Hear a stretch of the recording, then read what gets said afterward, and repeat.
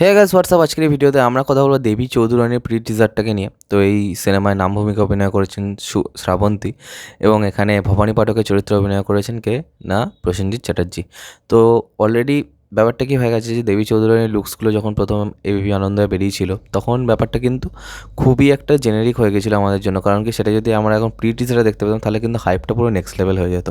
তো চলো বেশি কথা না বাড়িয়ে দেখা যাক যে এই সিনেমার টিজারটা কেমন হয়েছে, সরি টিজারটা কেমন হয়েছে। এবং এই সিনেমাতে যে ডিরেক্টর তিনি হচ্ছেন শুভ্রজিৎ মিত্র, যিনি এর আগে কিন্তু খুব ভালো একটা কাজ করেছিলেন। এবং অন্যদিকে আমি যদি বলি যে এখানে মিউজিকের কাজ করেছেন কিন্তু বিক্রম ঘোষ। এছাড়াও এই সিনেমাতে আমরা সব্যসাচী চক্রবর্তী, অর্জুন চক্রবর্তী, বিবৃতি চ্যাটার্জি, দর্শনা বণিক, কিঞ্জল নন্দ ইত্যাদি ব্যক্তিদেরকে দেখতে পাবো, যাদের কিন্তু কাজ বেশ বেশ ভালো।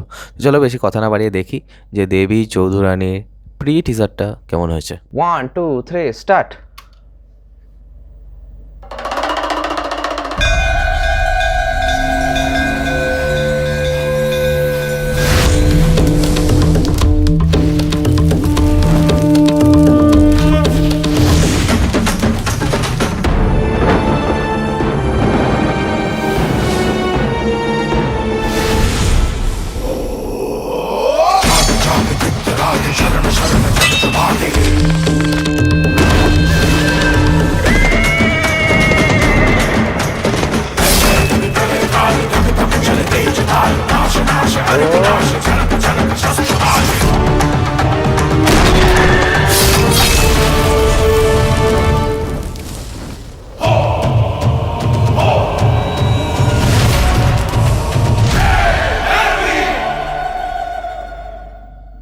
তো দেখো, খাদান এরকম একটা বড় সফল হওয়ার পরে যখনই এরকম কোনো একটা সিনেমার অ্যানাউন্সমেন্ট দেখি তখন কিন্তু দেখে কোথাও না কোথাও একটা ভরসা এসে যায়।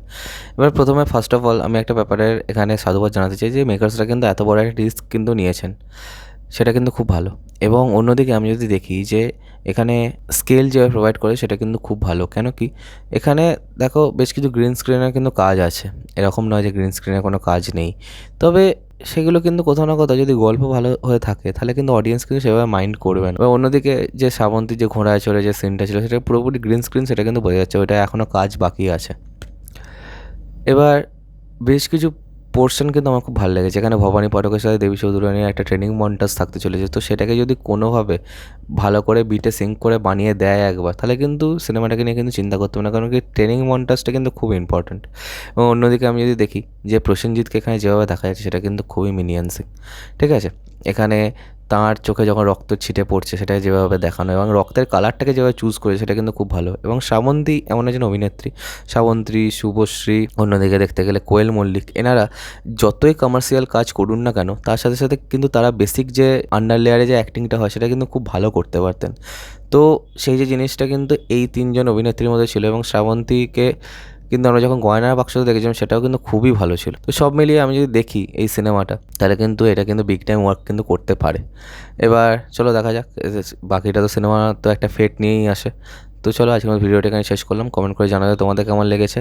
আর সবথেকে বড় কথা একটা জিনিস যেটা আমার প্রথমে বলা উচিত ছিল, যে দেবী চৌধুরানী মানে গল্পটা খুব বাঙালি গল্প।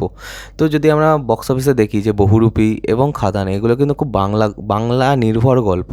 তো সেই জন্যই কোথাও না কোথাও কিন্তু খুব ভালো একটা রিসেপশন কিন্তু পেতে পারে। তো চলো আজকে আমাদের ভিডিওটা এখানে শেষ করলাম। কমেন্ট করে জানাতে তোমাদের কেমন লাগলো এই দেবী চৌধুরানীর টিজারটা, আর সাবস্ক্রাইবটা প্লিজ করে দাও। তো আমার সাথে তোমাদের আবার দেখা হয়।